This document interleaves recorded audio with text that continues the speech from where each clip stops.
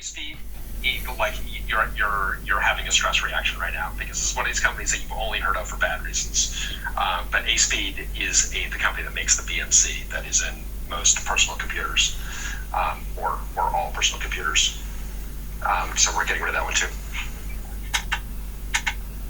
I had a quick question around the kind of second part of your answer before, where Rust seems to be gaining traction in rewriting these super low fundamental systems. And I know there's a push for like correct Rust, or I guess like logically provably correct Rust. And I think it's a subset of the standard library or a subset of Rust. And I wondered, I've heard of like SEL4, I think is like one of the provably correct kernels that, like they literally employ mathematicians to prove that this system is secure in certain ways. And I wondered if Oxide and other companies are seeing either employing both mathematicians and programmers and all that on the same team seems like a tough thing to do. And I wondered if any of that is open source or if that's really relegated to kind of like industries that serve the army or, kind of like governments or stuff like that. Yeah, so formal correctness is something that I think we are all very sympathetic with, but we have not endeavored to formally prove our own software. And Laura, I don't know if you talked, we did a great journal club on that got into some of this anyway, on formal correctness of systems, because it's actually, it's very laudable. It's also very hard. It turns out a lot of us at Oxide tend to be a lot of formality nerds that we enjoy reading the papers, but I think more than anything, we try and take away from when we read these papers is figure out how to actually apply it, because we did as Bryan mentioned, we did a journal club looking back on, I think it was the 20 years of SEL4 and figure out what takeaways we can take away from that. And I think more than anything, what we can appreciate is that we'll probably never be, right now at least, be doing a formal correctness. What we can at least take away is that what are the other methods they have done to be able to help make the code more secure, and in particular, are there development models or other ways of approaching the problem to be able to make things safer? Yeah, we've done kind of two papers on the subject. So Laura's referencing one of them, and I'll link both these out. I got to figure out a way to have like show notes for Twitter Spaces among my many many requests for enhancement for Twitter Spaces when it stops kicking me off. But Laura's referring to from L3 to SEL4. What have we learned in 20 years of L4 microkernels? And then the other one I was thinking of, actually, Laura, was the one that you shepherded, the Who Guards the Guards, the formal validation of the ARM V8M architecture specification, which is also really interesting.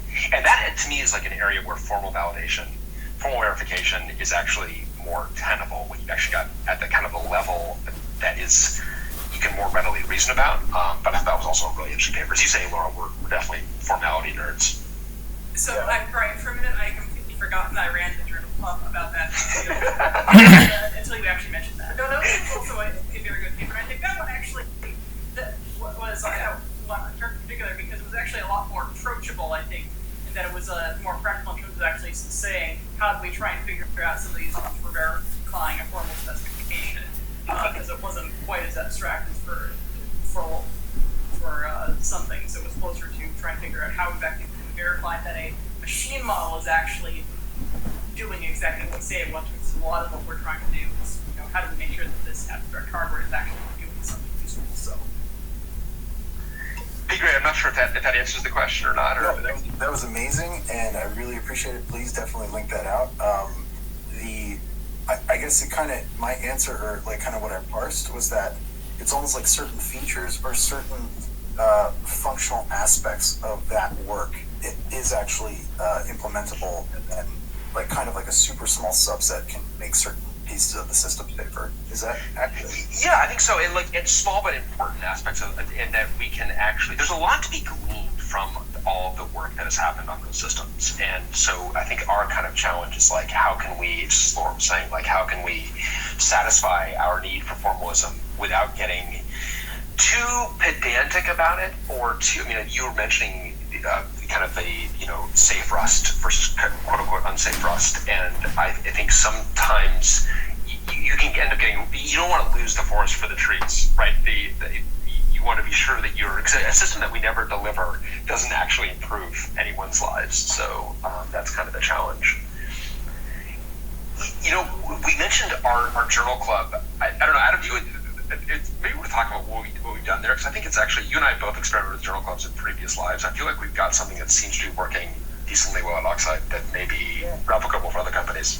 Yeah, I mean, it's a nice, I think, light-ish weight process where when people find a paper of interest that they like, they kind of blast it out to folks, and then encourage people to read it once a critical mass. Usually it's like a quorum of 3, I think, say that they read the paper and interested in doing it. Then we set a deadline, so a bunch of folks scurry around over the weekend to go read the paper and do their homework.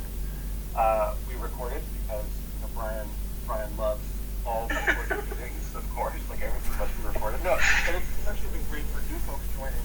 There's some great topics that's relevant to work that they're doing, and then they get the benefit from the discussion of that paper.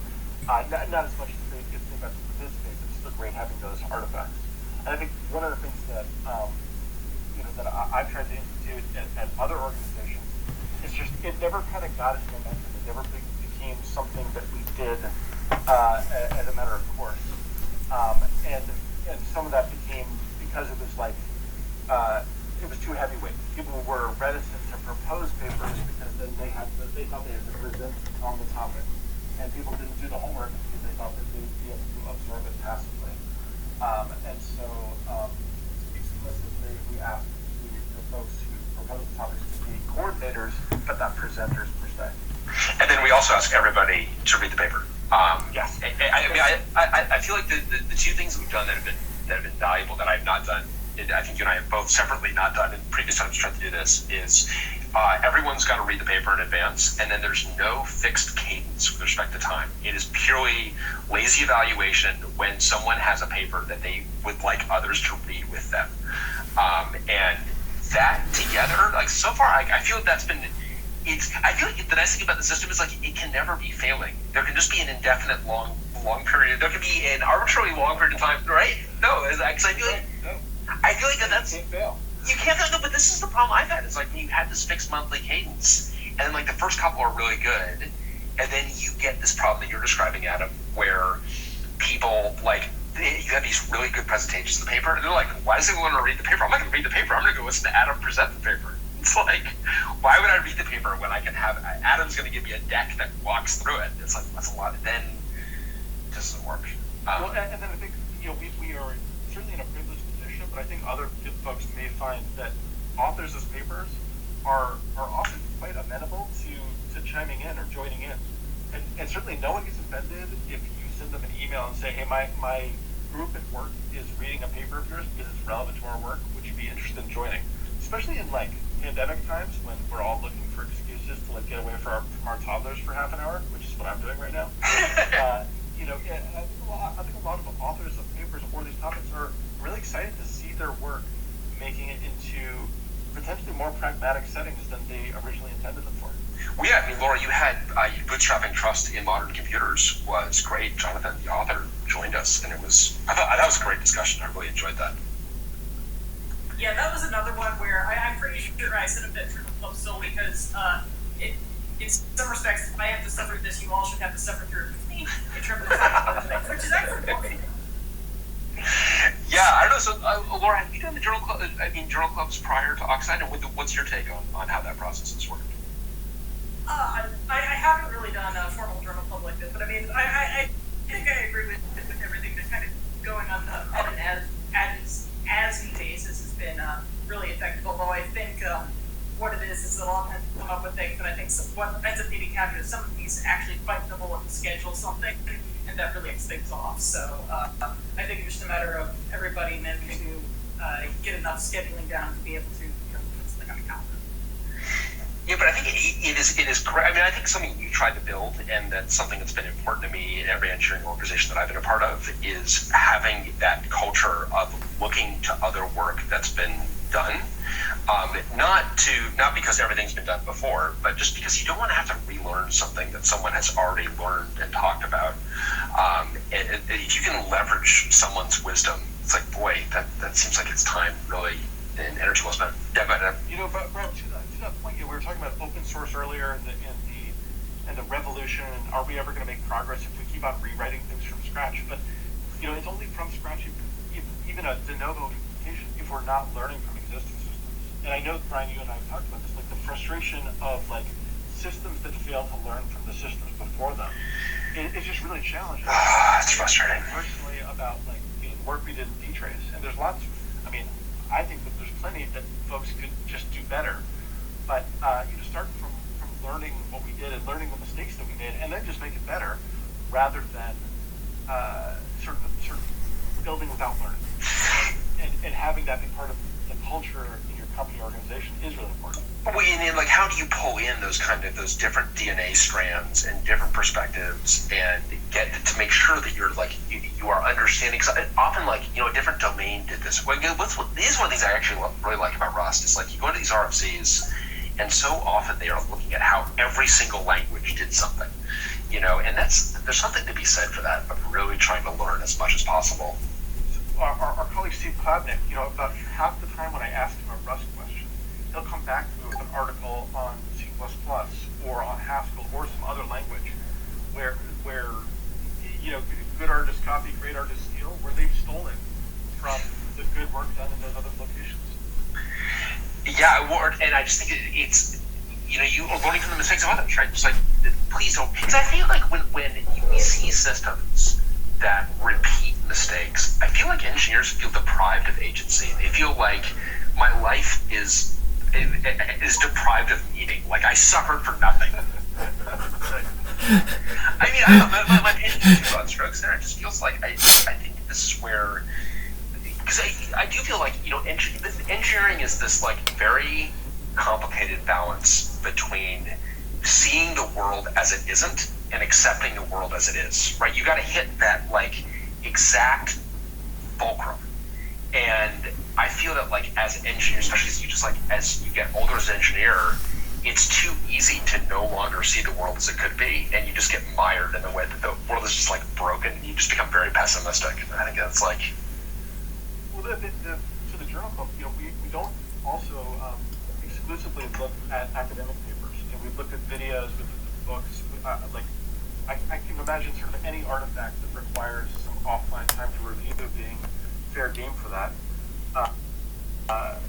because it's bringing in those different aspects of people's experience and background and culture to affect these technical outcomes.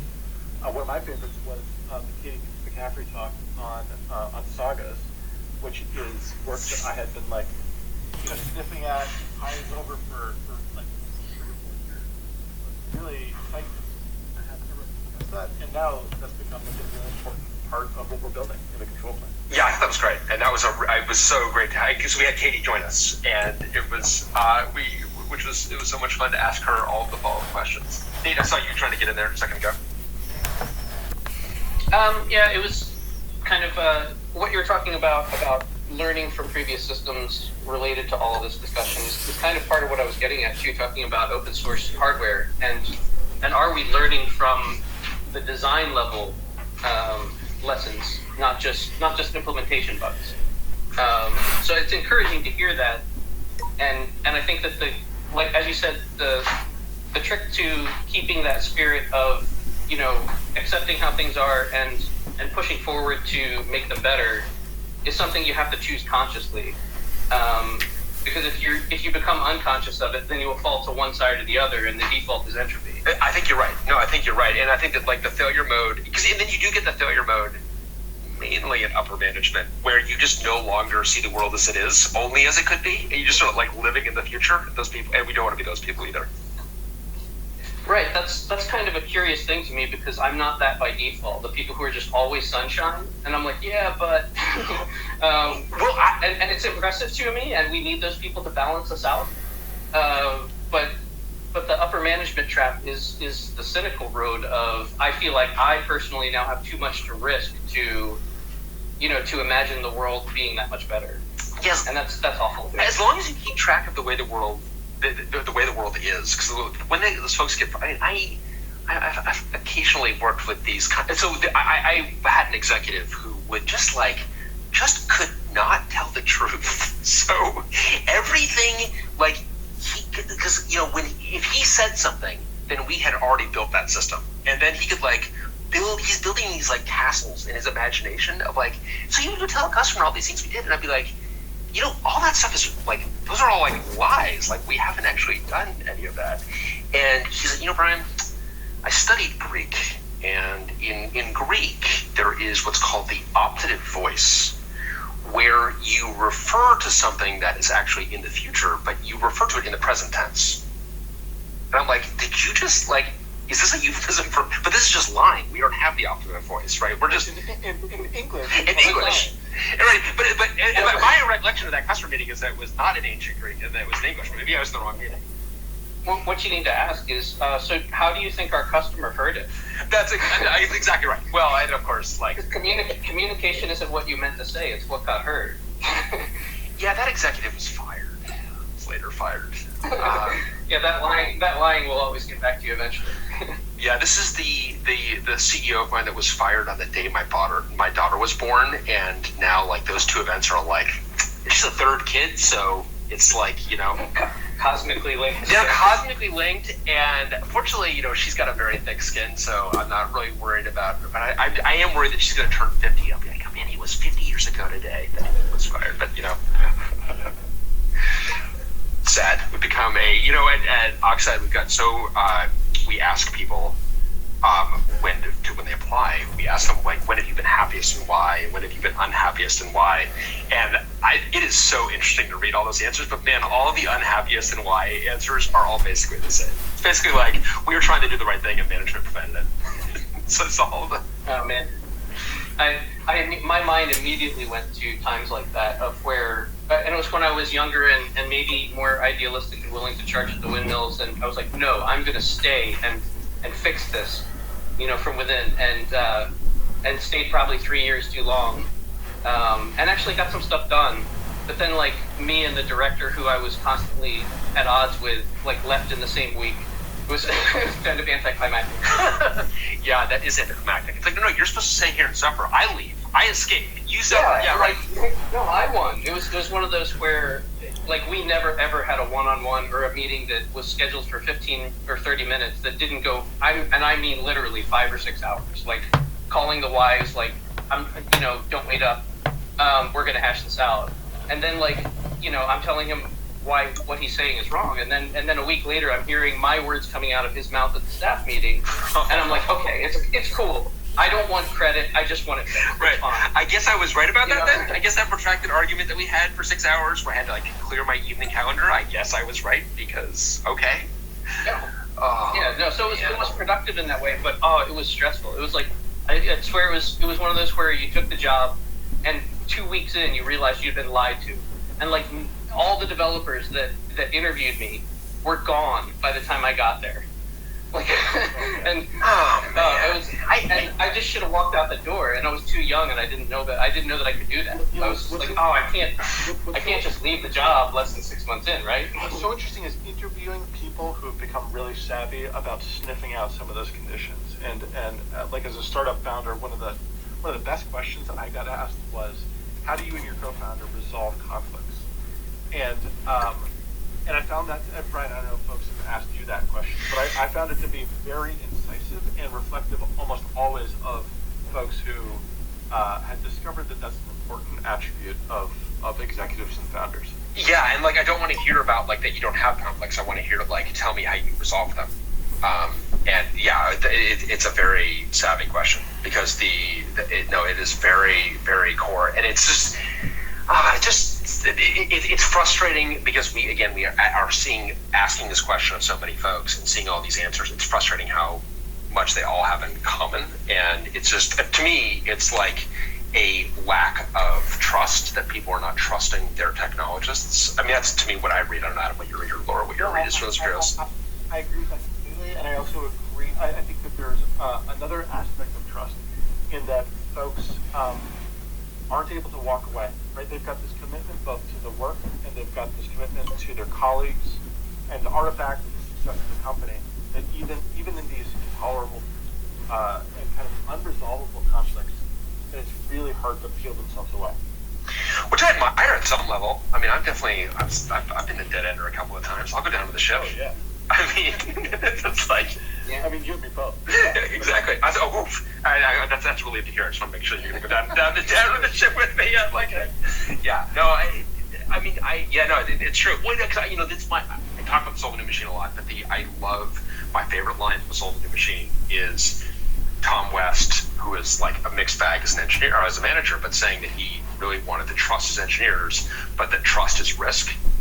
And I just love that line, that trust is risk, because that's part of the reason that so many of these companies have a hard time trusting their technologists. They just don't want to take the risk. And I would assume that, that I'd be interested if I had that factored into your situation, where it's like, ultimately, like, you're having 5 hours of combat because you're not being trusted at some level, right? You're having to, like, but that sounds brutal. Well, it does, but I mean, this is kind of touching on one of the fundamental things here that we as technologists often don't have the vocabulary for, and so it goes unseen, is the psychology and like humanity of the people you're talking to. Like, a lot of times we project, that everybody else internally is like we are internally, and it's not true. And I think people would benefit a lot from having just even a survey of how different people see the world. I think there's a huge unserved market for, like, being a psychological therapist for developers for these things. Like, one of the last talks that I gave before quarantine was on salary negotiation, and it was at a one-day conference, like an unconference, where you just throw your abstract up there and people sign up for it, and we assign the rooms by size based on who signs up for what. And they opened up a double room. Like, and I was terrified because I had written the talk that morning at 2 a.m. And I was just like, holy shit, people really want to see this. And it was packed. And I stood there for half an hour afterwards answering questions because people are so not versed in how to deal with conflict. And there's nothing scarier than salary negotiation with people. And people don't realize the power that they have in that situation. But it goes back to the psychology of who you're dealing with. It's like people don't even know how to put themselves in the shoes of the person who's hiring them enough to realize that, like, they need you. That's why you're here. You've made it all the way through the interview to this point. You've got leverage. Now's the time to use it. And people are afraid to.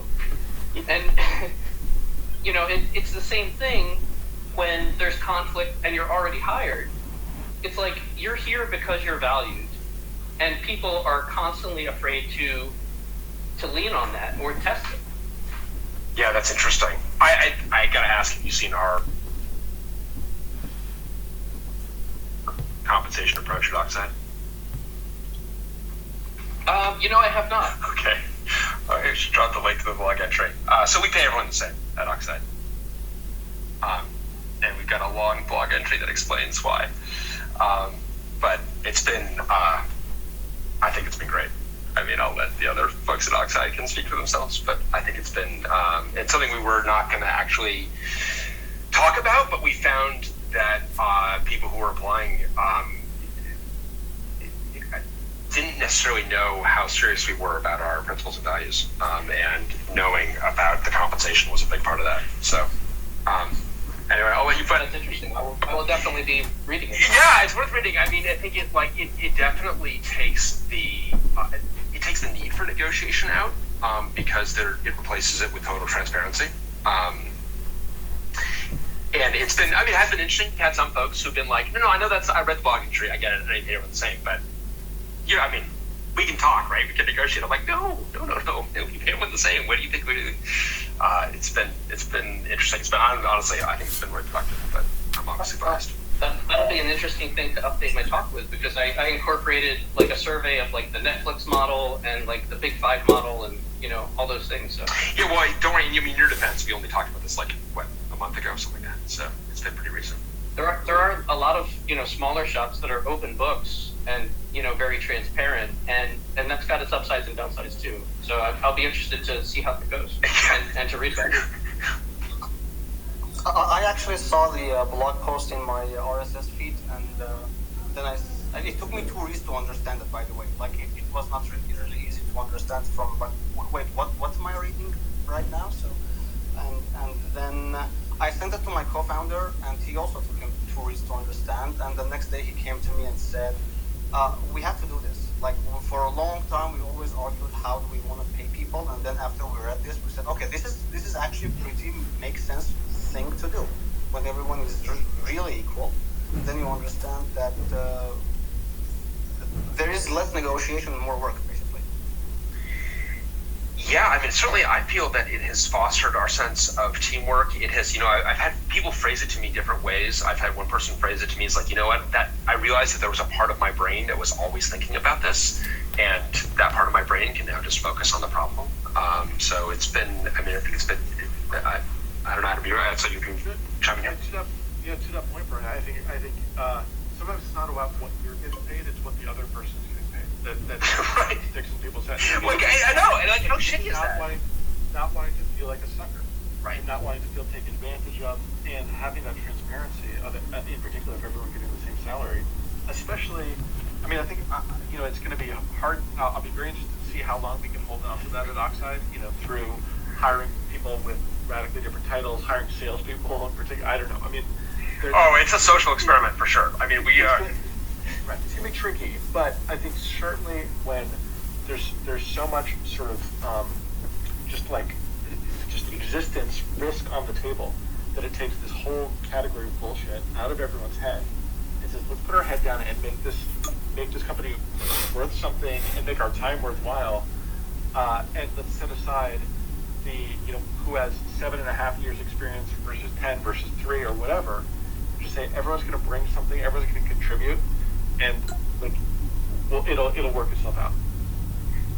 I just had that conversation with a startup founder the other day, and he was asking, like, to what degree do I need to go, making shades of gray, levels for my developers? And I was like, well, you're not Microsoft, you're not Amazon, don't worry about that yet. And I didn't have a solid answer for him that's a one-size-fits-all. A lot of it has to do with your mission and how people relate to that, and how much of the reason that they're there is for that. And he admitted there's always going to be a mix of some people who are there that are, that want steady employment and they're going to keep plugging and going. And there's people who are, passionate and go on burnout cycles, and trying to fit all those together is kind of a patchwork quilt. So I still don't, myself, I don't feel like I have the answer to all of that. That's a big question. So I'm really interested to see yours. Yeah, so Nate, and again, I gotta figure out a way to do like show notes for this or whatever, but it's compensation as a reflection of values is the blog entry that describes our approach and why we did it that way. And Sid, I saw you were unmuting yourself there. I just want to say, I don't know if everybody knew this, but Steve Jobs famously tried this at Next in his early days, and it was a failure, but it was slightly different. He wanted total transparency, but pay was not equal for everybody, so it turned out to be a disaster. Yeah, I'd be interested to know how you guys' experiment works out. Yeah, I did not know that about Next. Yeah, I think I read that in his biography, the official one by Isaacson. Yeah, that's interesting. Certainly, his character is, well, that's interesting. I'd be curious to know how it would work out. But presumably he saw some of the same things we saw. In terms of people wasting mental energy on this. This is ultimately the way. But I do feel that, like, it's very hard to say that, like, all right, people should stop wasting mental energy on this, but by the way, there's going to be this huge disparity. You're like, well, all right, you're just telling, okay, hold on, wait a minute, what? Right, yeah. I think that's, like, the worst of both worlds, where you're kind of like Google, where you're saying explicitly that you cannot value each person, the same, but, we're this radical company where everybody knows what everybody else is making. That's a recipe for disaster, but apparently he believed in it for a very long time, and he just had to, he got kicked around a lot because of it, and lost a lot of productivity, and sort of gave it up. That's interesting. Well, certainly I was talking to a fellow CTO, and she was telling me about another company she had advised that transitioned from non-transparent salaries to transparent salaries, And she's like, yeah, that's like 6 months of guaranteed shit show when you go. So like that's what you want to really avoid. So we've had the advantage of starting them. Daily rage quitting. That's right. That's right. Well, hey, so I think we want to keep this for about an hour. I would love to, and hopefully Twitter Spaces will improve to the point where it won't move me off after 20 minutes. But thank you, everyone. Thank you, Laura, for offering your perspective on the NXP vulnerability. Rick, I saw that you joined, but Laura was singing your high praises for all of your roles and the role in the vulnerability, LPC5 vulnerability. Adam, thank you as always. And Nate, everyone, for joining us up here. And yeah, let me know how you like it, but I think we're going to do it kind of like the same time next week, Adam. Are you still in? Yeah, same time next week. And if there's folks, like if people are happy with the random walk, then we'll keep on randomly walking. But if people have topics, like post them on my Bryan's Twitter, and we'll see if we get to them. Yeah, and if people want to, would love to speak, let me know. So, the app is not great at showing me everybody, so maybe we'll try to get better at this as we go, but it's definitely fun to talk to everyone and get everyone's perspective. So, thanks, everybody.